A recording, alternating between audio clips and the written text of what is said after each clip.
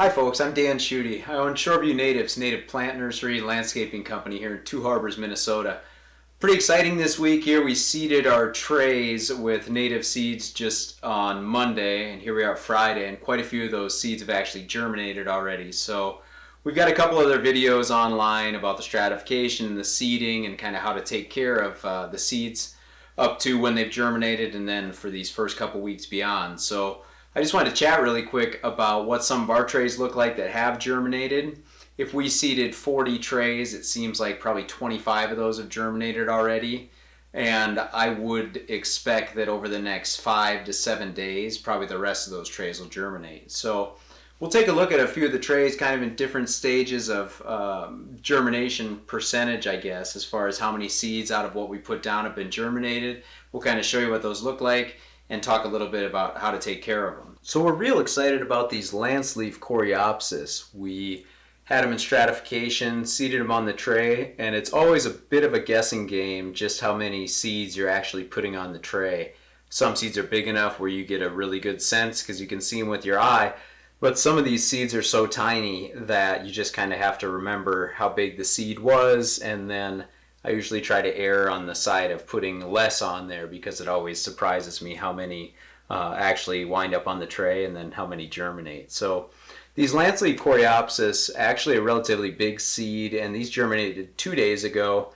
I would say looking across that tray, a lot of them have germinated, pushed out those first 2 basal leaves, and then shed the seed coat off the tip of those. But then I also see quite a few newly germinated roots still on top of the soil, and basal leaves that haven't started yet on top of that rootstock. So we're going to keep this one in a humidity dome for probably 1 or 2 more days, just until all of those either brand new germinated seeds have a chance to put on a little bit of size before we take the dome off and expose them to what potentially could be drier conditions.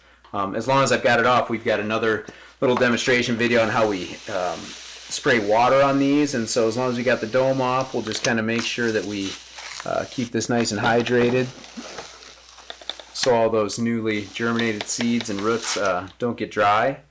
And then we'll take a look at this next tray here, New England Aster.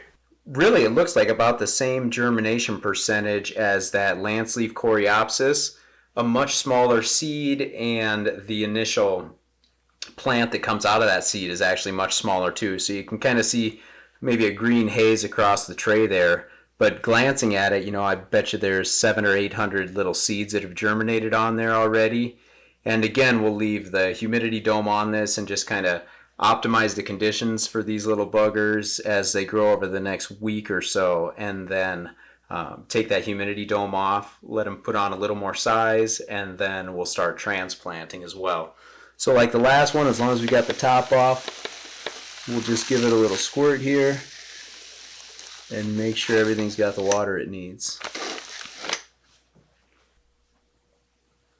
So this is a tray of rough blazing star, and you can see that it doesn't quite have that full germination look to it yet. As I glance across there, I'd say it's probably more at 15%. They just started germinating today though, so I think over the next few days we'll just start to see a lot more of those seedlings start to put on size and get germinated out of their seed. So really happy with this. This rough blazing star is probably one of my favorite plants and a favorite of butterflies kind of across the Midwest where it grows. So look forward to all of those plants putting on some more size and getting them in the ground this year. This last tray here is New Jersey tea, and it's the first year I've grown this one.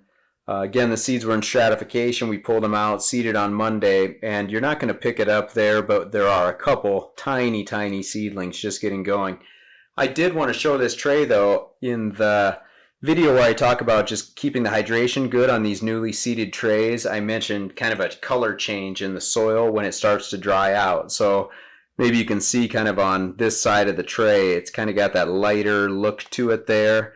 And there's a little bit of a shadow that then comes out into this darker area. So that area there, the top of it's dry to the touch. And so if there's a seed up there right now, it's not going to be getting the moisture it needs to keep moving towards germination. So this is one for sure I want to take a little time and make sure this top bit is really well hydrated here. So I just thought I'd point out that difference in the color of soil.